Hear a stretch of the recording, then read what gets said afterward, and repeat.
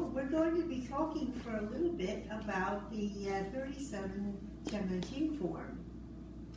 One of Benjamin Lowe's students has a YouTube video on the 5 principles of Benjamin Lowe. So I made a copy, and you're welcome to look it up and see what they have to say. So I would say, of course, the first thing is you are to relax. Well, we all heard this. I'm trying to give you some things from Benjamin Lowe, but also for things that I've heard 50 years ago. Not the 24 musts that I'm working on now.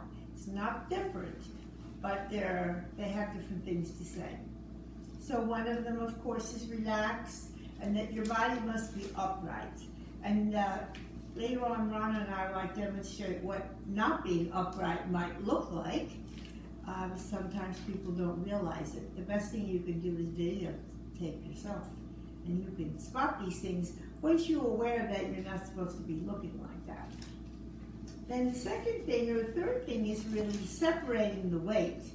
So we'll say, many forms will say, weight is 60-40. So good. Right now we're 50-50, and that's equal weight. So we haven't actually separated the weight more than just 50-50.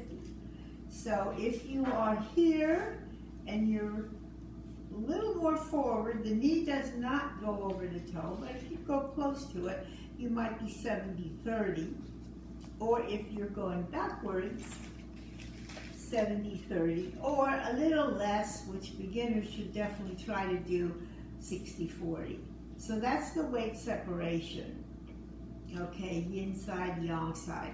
It's never totally empty, as they call it, the empty foot.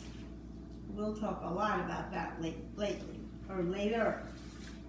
All right, now waist. The waist is a very interesting word. They call that the yao in Chinese. It does not mean this. And we used to think, okay, so everybody's doing all this stuff, you know, from the waist. That's totally not. As a matter of fact, from here on down, all the muscles should be released. So this doesn't do all the movement.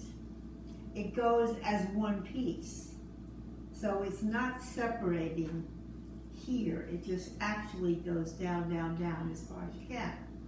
So what do you do? Where is this waist? So right in here, I would say the sacrum area, here, down up through here, and then into the qua. As we call the qua is the crease. The inguinal crease is all part of the waist area. So it's here, all the way in through the back. That part is what does all of the turns, the figure eights, and then everything follows from there. So as we go along, we'll talk more and more about these things. This may be an introduction to some people who never heard of these concepts. And the next thing is the beautiful lady's hand. That's one of the things that they always talked about. So everybody was trying to get this nice, soft, relaxed hand. But if you watch very closely to some of Ben Lowe's students, and if anybody out there knows any of Ben Lowe's students from the 70s in San Francisco, find out exactly how Ben used to teach in his studio. He would say, you have to constantly feel that this is opening. So it's a beautiful lady's hand with you're using this area to expand the inside. Now that would be the same thing that Master Ting says, hold like a soccer ball. And that it continues to go, and they're rounded, the energy goes down and underneath the arms and down again. So all of this, you know that you've got energy on the outside. So that's the beautiful lady's hand. So he just says that Ben Lowe taught 5 principles.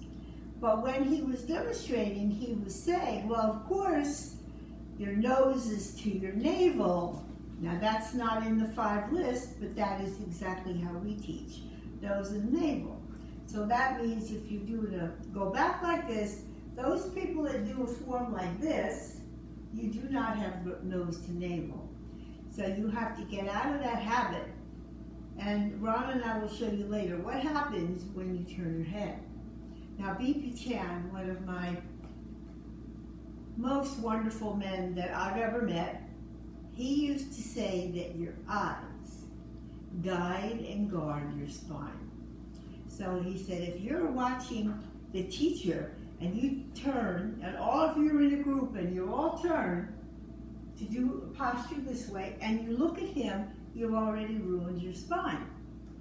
So when you do the 37, do not get into the habit of turning and looking at your hand, because immediately you don't have nose to navel.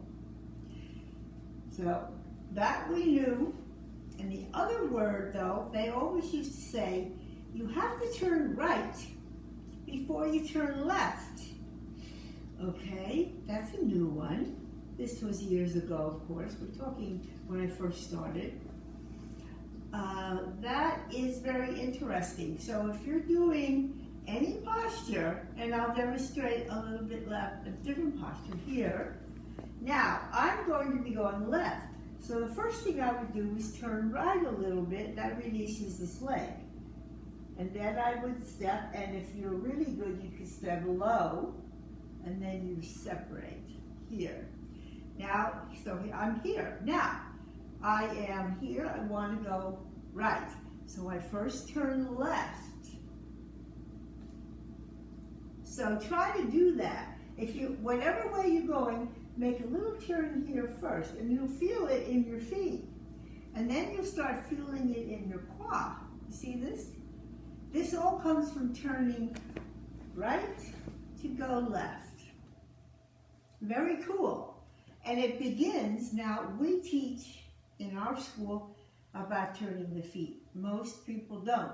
So this is your best way to start feeling the spiral. And then last but not least at the moment, we're going to talk about the 6 harmonies. So the 6 harmonies are your shoulders and your hips have to match. Now if you look up the 6 harmonies, you can read about it in the internet. But if your school doesn't teach these things, you better go to another school. So shoulders, hips. So I do not have my shoulders or my hips here and my shoulders here. That's why you don't look at your hand. That's the other reason. So that shoulders and hips, fingers and toes match, and elbows and knees. So that you're not way out here. You have to be connected to your knees. Now it doesn't have to be on top, because then that closes in here. So the 6 harmonies: matching fingers, toes, shoulders, hips, elbow, knee. And the last thing I'll say before we stop for a moment is we've always read that when you start your form, when one part moves, all parts move. And we'd say, how on earth do you do that? All parts move. Remember, if you do it for a very long time, we would hope you're at the level of going to do more internal than external. But even if you're in external, you still, and one of them would be for right to go left, left to go right, you start feeling all the parts are moving. Or you see some people, they only move one arm, they don't move the other arm. And that takes time. It takes your brain to connect that you've got 2 arms, 2 legs. But at another time, I will do a whole series on the 24 musts. Thank you.